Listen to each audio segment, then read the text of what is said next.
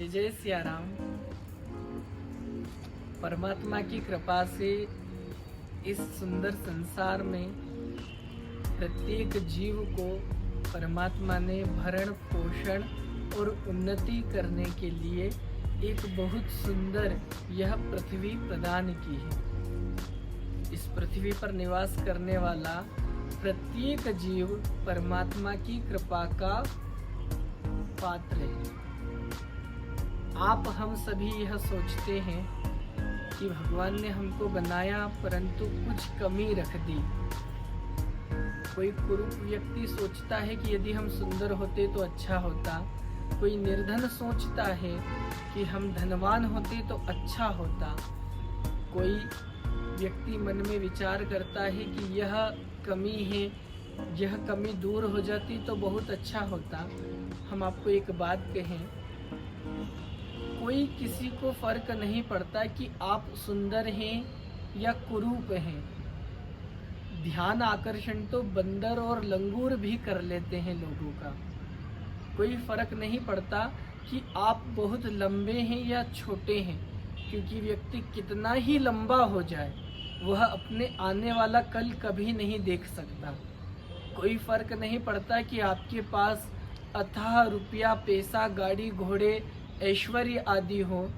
आपको यदि भोजन करने के लिए अपने कक्ष से भोजनशाला की ओर जाना है तो आप अपने घर में अपने पैरों से ही चलकर जा सकते हैं।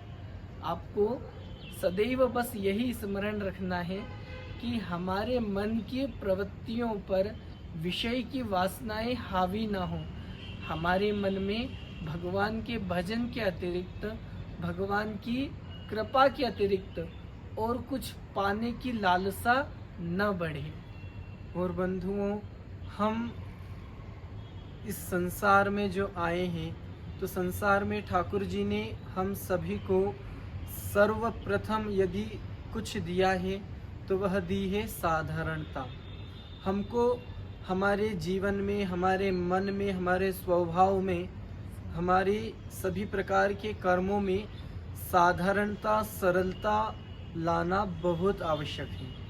यदि भगवान चाहते तो हर एक किसी को बहुत बड़ा राष्ट्रपति बनाते, हर किसी को ठाकुर जी प्रधानमंत्री बना देते, पर भगवान ने अपनी प्रियता, अपनी निकटता को प्राप्त करने के लिए सबसे पहले कोई विषय वस्तु बनाई है तो वह बनाई है सरलता।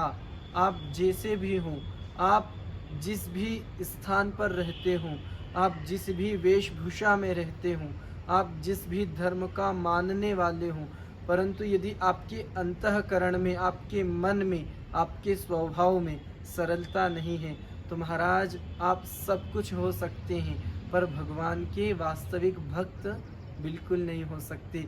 तो हमको हमारे जीवन में कैसे रहना चाहिए, यह इस बात पर निर्भर नहीं करता कि हमारे पास कितना सुख है, हमारे पास कितने सुख के साधन हैं।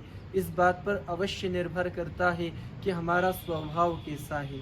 बंधुओं, ना किसी के प्रभाव में जियो, ना किसी वस्तु के अभाव में जियो। यह जीवन ठाकुर जी ने आपको दिया है, अतः अपने वास्तविक सत्व स्वभाव में जियो। सदैव प्रसन्न रहो, सदैव ईश्वर का चिंतन करते रहो और अपने से बड़े जितने भी गुरुजन हैं, श्रेष्ठ जन हैं, उनकी शुभ वाणी को, सदैव महापुरुषों के वचनों को सुनते रहो और उनका पालन भी करते रहो। ऐसा नहीं है कि केवल सुन लेना है, सुनने के साथ साथ महापुरुषों के द्वारा बताई गई उन सभी बातों का पालन भी करें। यही जीवन की वास्तविक सफलता है, यही जीवन का वास्तविक लक्ष्य है। आप सभी स्वस्थ रहें, प्रसन्न रहें। आप सभी को सादर जय जय सिया राम।